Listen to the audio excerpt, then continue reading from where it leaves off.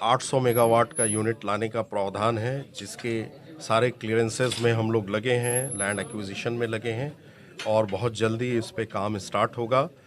ये मुझे बताना ये ज़रूरी है कि देखिए, ये जो पावर प्लांट है, इसका 51% बिजली उड़ीसा को जाता है और इसका जो पावर का कॉस्ट है वो बहुत ही कम है। वो लगभग 1 रुपया 3 पैसा, 1 रुपया 4 पैसे आता है। तो उस हिसाब से भी हमारी ये रिस्पॉन्सिबिलिटी बनती है कि जहाँ के पे हम पावर चीप प्रोवाइड कर सकें अपने देशवासियों को, हाँ, तो वहाँ पे हम एक और यूनिट लेके आने का हमने इरादा किया है। और रही बात कि बाकी जो CSR एक्टिविटीज़ हैं, इन्वायरमेंट एक्टिविटीज़ हैं, इसके बारे में आपको विस्तृत जानकारी दी गई है और हम उस पे बिल्कुल कमिटेड हैं कि जो भी इन्वायरमेंट का रिक्वायरमेंट या जो भी पॉल्यूशन से रिलेटेड जो भी कंप्लायंसेस हमको अगर कुछ और करने के लिए आता है, हम बिल्कुल ओपन हैं। हम एक पब्लिक सेक्टर कंपनी है और ये मेरे लिए बाध्य हो जाता है, मुझे करना ही है, उससे मैं डेविएट नहीं कर सकता हूँ। रही बात CSR एक्टिविटीज़ की, CSR एक्टिविटीज़ में हम लोगों ने काफ़ी काम किया है। आपने देखा कि एक हॉस्पिटल सुंदरगढ़ में और एक पॉलिटेक्निक बनाया है। उसके अलावा जो छोटे-छोटे स्तर के पंचायत लेवल के काम हैं, वो चल रहे हैं, स्किल डेवलपमेंट के काम चल रहे हैं और इसके अलावा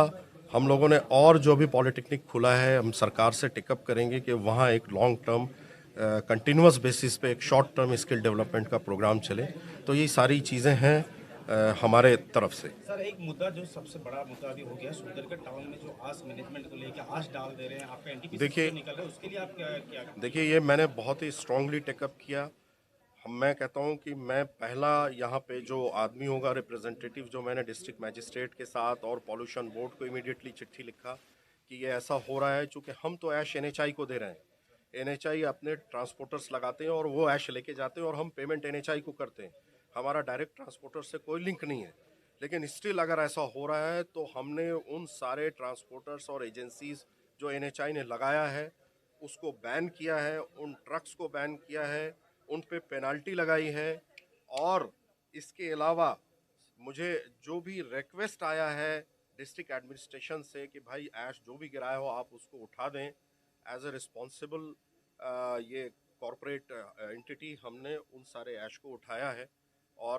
आगे भी अगर कुछ इस तरह का निर्देश होगा तो हम लोग करेंगे, कोई इशू नहीं है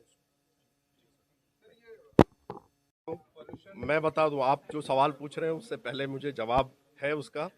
कि इस पे ऑलरेडी टीम ने विजिट किया।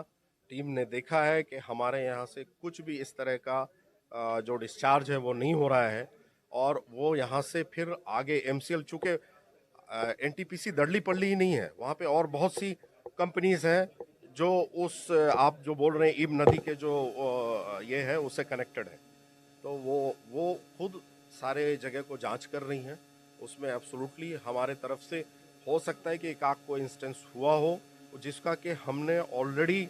मेज़र ले लिया है और आज के डेट में क्या आप कभी भी आके चेक कर सकते हैं कि बिल्कुल कोई भी एफ्लुएंट हमारे यहाँ से बाहर नहीं जा रहा। सर, जो जियो टेक का बात हो गया था, आपका आस मैनेजमेंट में जियो टेक का फोटो देने से आपको उसका क्लोज होगा बोल के, तो ये जियो टेक का कार्रवाई क्यों करना पड़ा आपको? देखिए, ऐसा है कि चूँकि अब मैं इसमें ज़्यादा नहीं बोल सकता क्योंकि जो यहाँ से ट्रक्स निकलते हैं उसमें हो सकता है कि बहुत तरह की गड़बड़ियाँ हो रही हों। तो हमने ये कहा कि भाई ऐसा है कि अभी टू स्टार्ट जो गाड़ी हमारे यहाँ से निकल रही है वो तो रिकॉर्ड हमारे पास है, वो गाड़ी वहाँ पहुँची कि नहीं उस एंड पे, और वो वहाँ ऐश अनलोड होते हुए उसका हमको जियो टैग फ़ोटो जब तक नहीं भेजोगे हम ट्रिप को क्लोज़ नहीं करेंगे, तो उसका पेमेंट नहीं है।